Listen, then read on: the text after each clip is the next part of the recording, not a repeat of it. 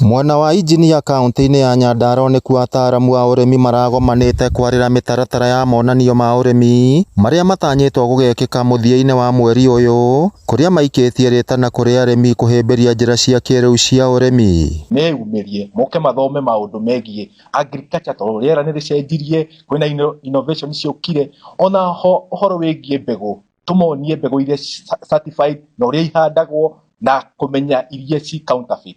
Maugĩte ũndũ ũcio nĩ wa bata kuona nĩ kũgĩte na ũgarũrũku wa rĩera, ũndũ ũrĩa ũtũmĩte magetha gũcoka thĩ. Mĩrimũ ĩtũ affect mũno ta mũrimũ wa ECF kana mũrimũ wa ngũha, mũrimũ wa mastitis, ũcio nĩguo mũrimũ ũrĩa ũthũkagia mũkamo wa ng'ombe, o hamwe tũgĩcũngĩrĩra mũrimũ wa maũndũ ta ma ngũkũ. Ngũkũ nĩ key sector thĩinĩ wa mĩciĩ.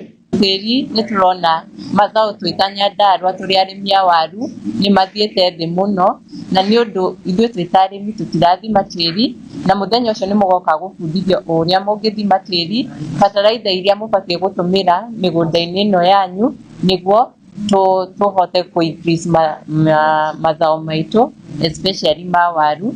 Thirikari ya kaunti ya Nyandarua kũhetũkĩra rũhonge rwa ũrĩmi ĩkoretwo ĩkĩhũra arĩmi njeki na njĩra citiganĩte, iria nĩ hamwe na kũheana mbegũ cia mahiũ. The county government nĩkoretwo ĩgĩ-subsidize AI, ũgakora mũrĩmi handũ ha gũthiĩ kũrĩhio 1,500 to 2,000, the county government is now giving us a subsidy, ugakorwo ũgwĩtia o ciringi 400 mũno nĩgetha ũhe ng'ombe yaku breed njega nĩgetha tũhote ku improve on the amount of milk that we are undertaking.